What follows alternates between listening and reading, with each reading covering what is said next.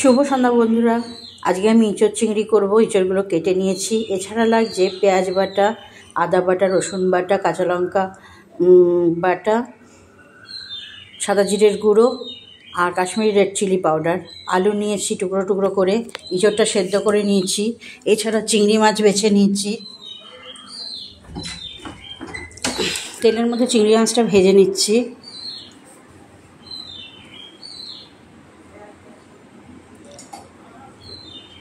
এবার এঁচড়গুলো ওই তেলেই ভেজে নেব।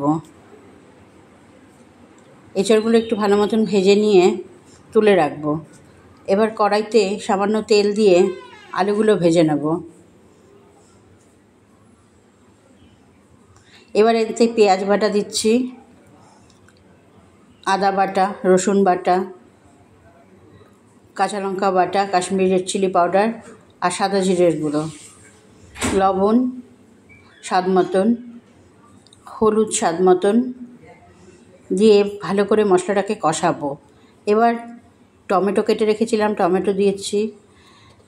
এবার ভাজা ইঁচড়গুলো দিয়ে দিচ্ছি। ভালো করে সম্পূর্ণটা ভালো করে কষিয়ে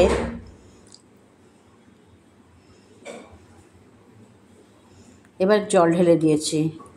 এবার এটা সেদ্ধ হোক। আমার এঁচড় আলু দুটোই ভালো করে সেদ্ধ হয়ে গেছে। চিংড়ি মাছটা দিয়ে দিচ্ছি।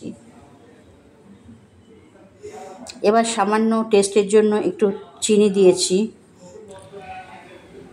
আমার এঁচড় চিংড়িটা